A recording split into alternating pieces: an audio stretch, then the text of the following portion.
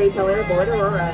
For your safety, we ask that you remain seated throughout the voyage, keeping your hands, arms, feet, legs inside the boat at all times, and please supervise children.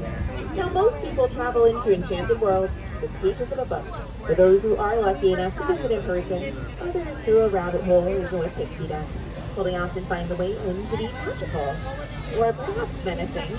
But don't worry, folks, even though it looks like we're being swallowed by Monstro, he's actually doing us a favor and transporting us into a magical place called Storybook Land.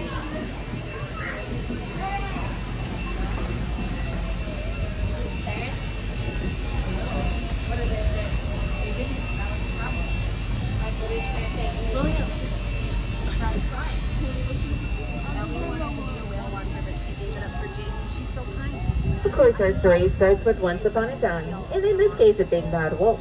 He's always after the three little pigs who live in the three little houses to our right. First one straw, second one stick, third one guaranteed, big bad wolf proof brick.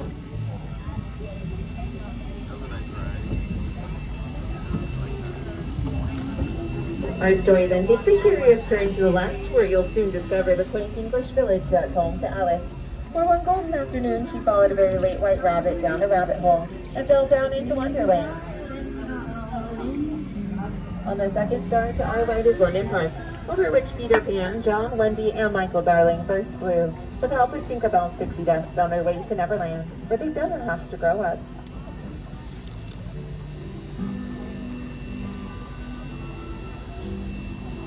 One jump ahead, well, that's Agrabah, city of mystery and enchantment, where a street rat named Aladdin first bumped into Princess Jasmine in the marketplace, and stole not just a loaf of bread, but a heart as well. They now live happily ever after in the Sultan's palace to our right.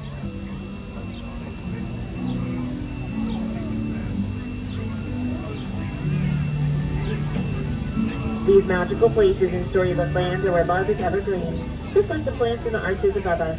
The same arches that Aladdin and Jasmine soared over, sideways, and under on their magic carpet ride to a whole new world.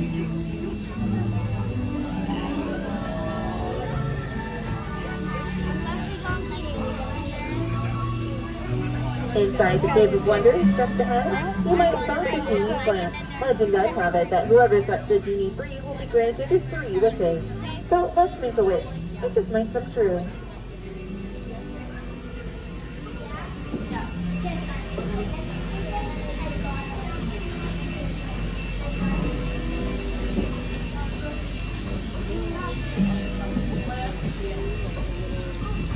Snow White's wish came true when she stumbled upon the cozy forest cottage to our right.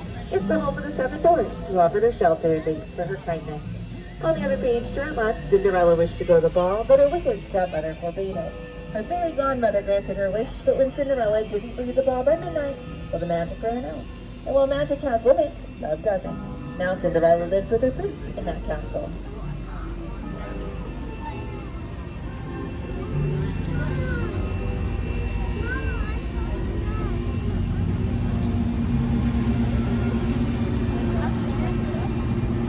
While some dream of happily ever after, others dream of drifting off to sleep on hills of quilted plants, like the ones on our left, inspired by the 1933 silly symphony cartoon, Lullaby Land.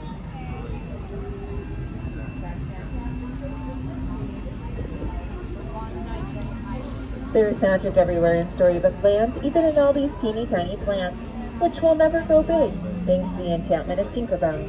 That's just part of the reason this place became a favorite of master storyteller Walt Disney, and it continues to inspire stories today.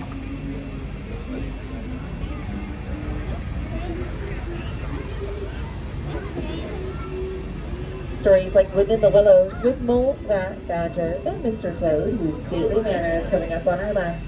But with furry folks, it looks like J. Thaddeus Toad isn't at home.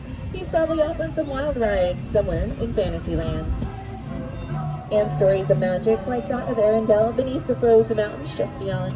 Though Elsa fled to the ice castle on top of the mountain, her sister Anna refused to let her go, but after true love saved them both. In the Alpine village ahead, the woodcarver Geppetto wished upon a star for his puppet Pinocchio to become a real boy. And when Pinocchio freed him from the belly of Monstro, the blue fairy granted that wish.